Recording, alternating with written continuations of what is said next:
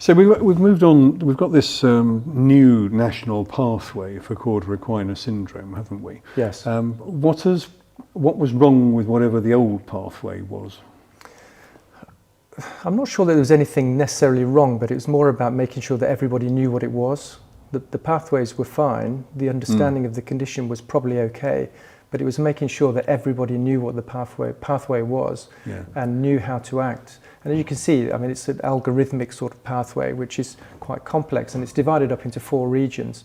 Yeah. And the one on the far left, as we look at the screen, is the region that relates primarily to primary and community care presentation. And this is taken from this document, this NHS GIRFT document, is it? Spinal Surgery National Suspected Cauda Equina Syndrome Pathway.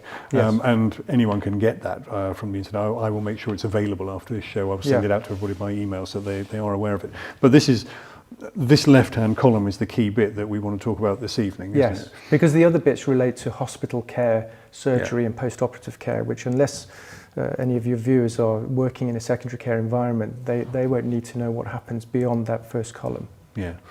Okay, so let's have a look at that first column then. So the emphasis on this is about the GIRFT emphasis is about making good decisions early, making good decisions on time. And so your patient presents to you at this point where we're calling triage. So your patient arrives into your clinic. If they have symptoms such as a recent onset of Cauda Equina symptoms, and we'll come on to what those are, and by recent onset, again, there's some debate about that, but certainly we talk broadly in terms of less than 2 weeks, then that patient should be looking for an urgent referral into an emergency care setting. Equally, if a patient presents without Cauda Equina symptoms, but with sudden onset bilateral radicular pain or unilateral radicular pain, but with some emerging Cauda Equina symptoms, and again with a short period of time and a deteriorating picture, we should be looking to make an urgent referral for an MSK service triage. Now, I remember looking through these when the guidelines first came out, which is what, a couple of months ago now? Maybe a bit less than that even. Longer than that. And I read the guidelines again today, and I actually thought I got a little bit confused by some of this, because it isn't as clear cut as you quite like. No. This one is, if recent Cauda Equina symptoms, that's an urgent referral. I don't think anybody is anywhere in any doubt about that. No. Maybe they might need refreshing on what all of the signs and symptoms are. Yes.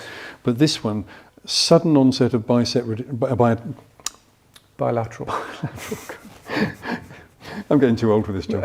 Sudden onset of bilateral radicular pain, and potentially we could see quite a lot of that in our clinics. And many of us might have thought in the past, well, it's only if pain goes below the knee that we need to start thinking of referral. I remember being taught that in college, but it was unilateral, admittedly. I don't remember, it was a long time ago that you and I went through college, but I don't remember them emphasising bilateral pain urgent referral. No, you're right. And the bilateral kind of component of this is a relatively recent, we've all kind of known about it, but it's recently been emphasised as an important feature, because in order to get bilateral radicular symptoms, and we are talking about radicular pain, which has got to be a particular type of pain, it's nerve pain, it's intense, it's sharp. To get bilateral nerve pain has to be a fairly sizable disc bulge in order to cause that amount of compression.